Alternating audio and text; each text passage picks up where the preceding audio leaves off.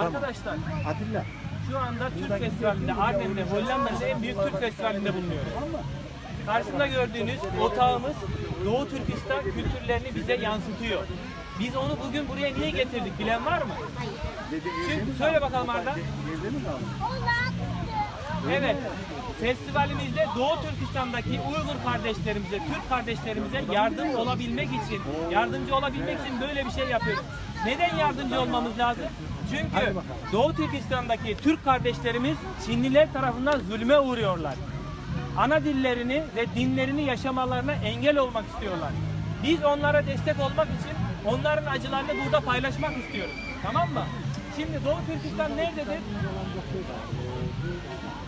Bakın burada gördüğünüz gibi Doğu Türkistan Çin'in kenarında, yani Çin'in batı tarafında bulunan eski bizim Türklerimiz, atalarımızdan kalma Uygur Türklerinin yaşadığı ve hala onların torunlarının yaşadığı yerdir. Tamam mı? Buradaki arkadaşlarımız tamamen Türktürler, Uygur Türkleridir. Kanlarında %100 Türk kanı taşıyan Türklerdir. Dinliyor musun? Bu yüzden bayrakları da aynı bizimki gibi kırmızı yerine mavidir. Anlıyor musun?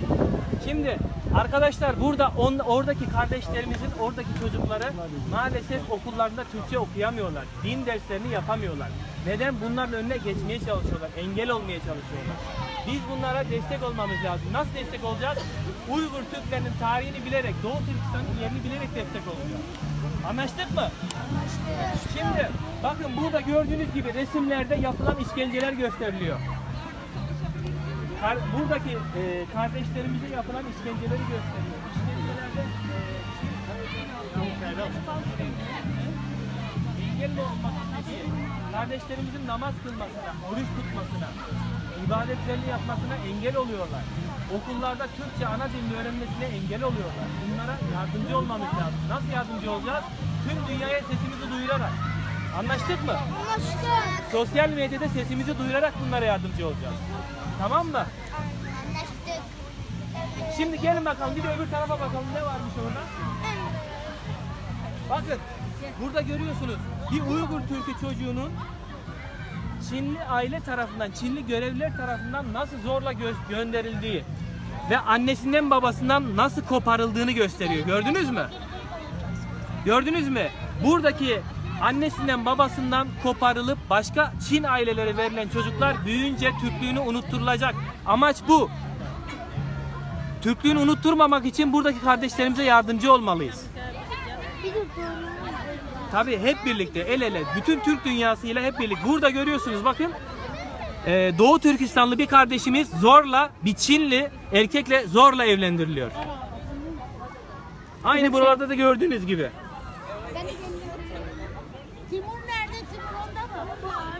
Bunlar. Evet, zorla evlendiriliyor. Aynı şekilde. Niye ağlıyor? Çünkü zorla evlendirildiği için. İstemeye evlendirildiği için. Evet. Gelin bakın, burada da Doğu Türkistan'ın haritası var. Gördüğünüz gibi Doğu Türkistan Çin'in batısında Kazakistan'la sınırı olan bir bölgede yaşıyor. Neden burası bu şekilde yapılmış? Çünkü Mete Han'ın, atalarımızın atası Mete Han'ın bize armağan olarak bıraktığı ana yurdumuz burasıdır. Kaşgar. Başka illeri sayalım. Kaşgar, özellikle Kaşgarlı Mahmut'un çıktığı yerdir burası. Anlaştık mı? 25 milyon Doğu Türkistanlı kardeşimiz yaşıyor. Gelin bir de bir otağın içinde neler varmış oraya bakalım. Gelin benimle birlikte. Burası otağı, evet.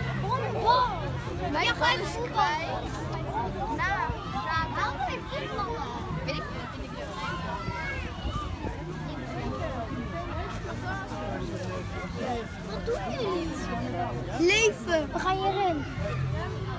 Jij niet. Voetbal. Timur. Bak buraya bak, buraya bak. Aferin. Gülüşün de güzelmiş senin. Tamam, kalkın abi. Şimdi arkadaşlar gelin bakalım. Şöyle ileriye geçmeyecek şekilde, Saruhan bir dakika oğlum. Gördüğünüz gibi kamerayı şöyle yakına alalım. Ya fazla yaklaşmıyoruz. Bakın. Buralarda bir dokunmayalım oraya lütfen, aksesuarla dokunmayalım. Buralarda Doğu Türkistan'daki kardeşlerimize yapılan işkenceyi Bir dakika kızım şurada. Yapılan işkenceyi ve bunu niye yırtmışlar bu şekilde? Yapılan işkenceyi karikatürlerle, resimlerle anlatmaya çalışıyoruz. Onların zulümlerine ortak olmak için, onlara bir ses olmak için, onlara birlik, beraberlik içinde Türk dünyasının hep birlikte yaşadığını göstermek için destek olmalıyız. Bakın şurada gördüğünüz gibi aynı Doğu Türkistan bayrağı adı altında, bir Çinli askerin Doğu Türkistanlı %100 Türk kanı taşıyan bir çocuğu annesinden babasından nasıl kopardığını görüyoruz. Tamam mı? Burada gördüğünüz gibi bakın gözyaşlarıyla biriken ay ve hilalin üzerindeki arkasındaki kırmızı kan yerine maviyle doldurulmuş hüznün simgesi. Gözyaşları, Çin işkencesi. Aynı şekilde gördüğünüz gibi. Anne kim bu? Tamam mı? Bakın buralarda bak bu resimde ne görüyoruz? Bir tane amcamızın camiden çıkarken arka planda Çin askerleri tarafından nasıl zorluklarla karşılaştığını, ibadetini yaparken nasıl zorlandığını görüyoruz. Öğretmenim bu ne? Burada da işte aynı bakın ağızlarında Çin bayrağı var. Çünkü Çin Uygurlu kardeşlerimizin, Türk kardeşlerimiz ağzını kapatarak dünyaya yapılan zulümleri dünyaya haber olmasına engel olmak istiyorlar. Ağızlarını kapatmak orada onu anlamına geliyor. Anlaştık mı? Konuyla alakalı sorun varsa sor, yoksa yanda.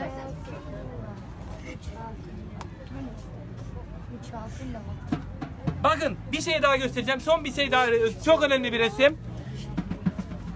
Çok önemli bir resim. Çin'in yine Doğu Türkistan bölgesinde toplama kamplarında aynı Hitler'in Yahudilere yaptığı gibi toplama kamplarında Uygurlu Türk kardeşlerimizi kamplara toplayıp çocuklarından, ailelerinden uzaklaştırıp işkence halinden nasıl kamplarda eğitim adı altında yaptığı işkenceyi görüyorsunuz. Bu resim gerçektir. Ama Çin hükümeti sürekli bunu inkar etmektedir. İnkar etmektedir. Yani yaptığı zulmü bir şekilde inkar etmektedir.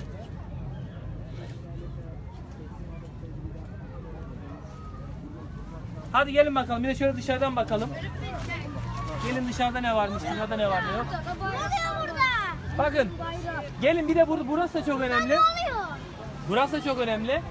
Şöyle bir açalım. Kamera bir resimlerimizi görsün. Burada da bakın.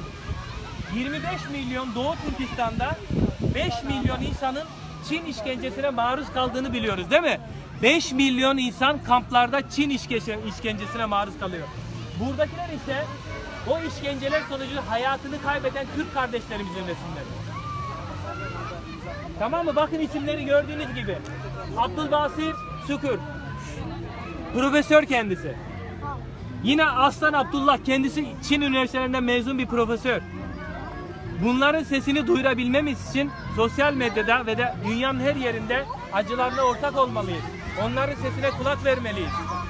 Gelin böyle şöyle dolaşalım. Bakın. Ne oluyor burada? Bakın anlatıyorum. Dinle beni. Ne olduğunu göstereceğim sana.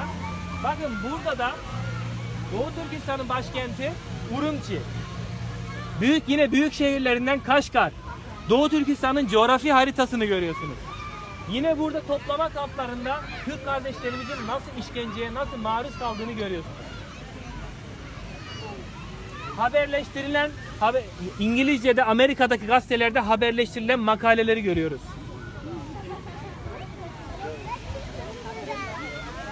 Hadi bir bakalım şöyle bir el sallayalım. Doğu Türkistanlı kardeşlerimize selam olsun.